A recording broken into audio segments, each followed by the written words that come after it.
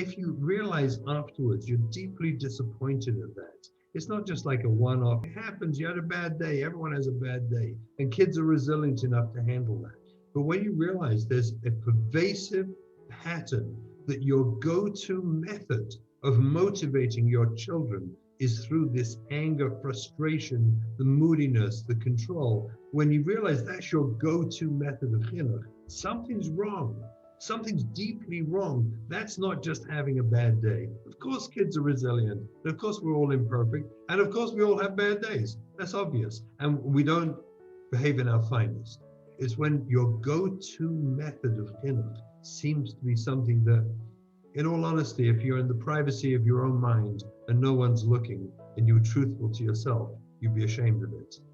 Once you see that, you know it's probably trauma-informed. And I want to make a second comment to what you said, which is we actually didn't even discuss the worst form of trauma tonight. With everything we discussed, we didn't discuss the worst. And I just want to, it'll be irresponsible if I didn't say it, because the worst form of trauma is neglect, emotional neglect. There is nothing worse than that because you've got nothing to put your handle on. There's no memories to remember. There's no event. There's no circumstance. There's no situation.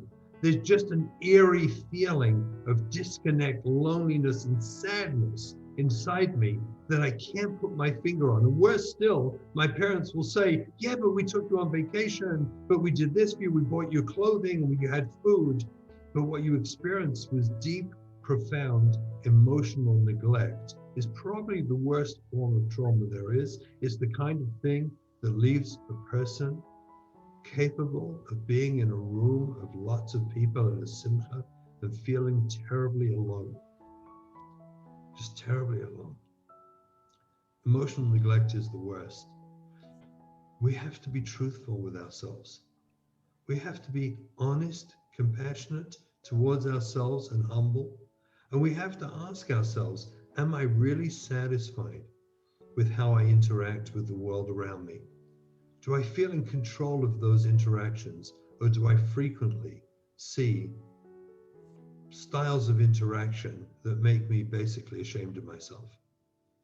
If I can find that place of truth within myself with a compassionate and humble look at myself, then yeah, go seek help and just explore it with a good therapist. You don't have to walk in, I'm a sick person. You're not a sick person.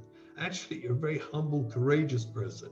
You're an amazing person, actually, who's willing to take that step and say, can we explore together whether I may be suffering with some leftover childhood trauma? Because I'm not satisfied with a lot of my behavior. I'm a little ashamed, I'll be honest, and I'd like to fix it. Can we all do that? Is that so unfair that we could ask that of ourselves? I wish everyone a very, very special journey. It's a journey, what can I tell you?